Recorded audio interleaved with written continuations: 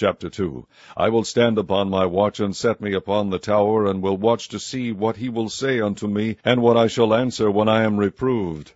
And the Lord answered me, and said, Write the vision, and make it plain upon tables, that he may run that readeth it. For the vision is yet for an appointed time, but at the end it shall speak and not lie. Though it tarry, wait for it, because it will surely come, it will not tarry. Behold, his soul which is lifted up is not upright in him, but the just shall live by his faith. Yea, also because he transgresseth by wine, he is a proud man, neither keepeth at home, who enlargeth his desire as hell, and is as death, and cannot be satisfied, but gathereth unto him all nations, and heapeth unto him all people. Shall not all these take up a parable against him, and a taunting proverb against him, and say, Woe to him that increaseth that which is not his? How long?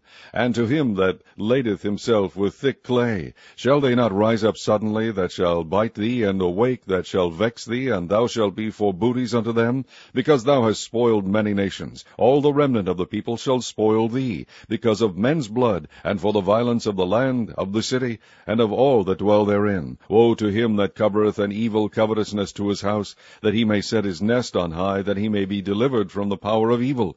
Thou hast consulted shame to thy house by cutting off many people, and hast sinned against thy soul. For the stone shall cry out of the wall, and the beam out of the timber shall answer it. Woe to him that buildeth a town with blood, and stablisheth a city by iniquity. Behold, is it not of the Lord of hosts that the people shall labor in the very fire, and the people shall weary themselves for very vanity?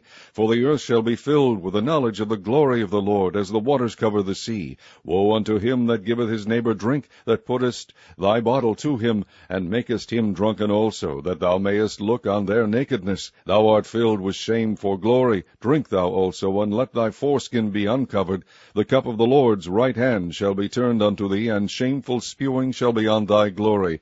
For the violence of Lebanon shall cover thee, and the spoil of beasts, which made them afraid because of men's blood, and for the violence of the land, of the city, and of all that dwell therein. What profiteth the graven image, that the maker thereof hath graven it? The molten image, and a teacher of lies, that the maker of his work trusteth therein, to make dumb idols. Woe unto him that saith to the wood, Awake, to the dumb stone, Arise, it shall teach. Behold, it is laid over with gold and silver, and there is no breath at all in the midst of it. But the Lord is in his holy temple. Let all the earth keep silence before him.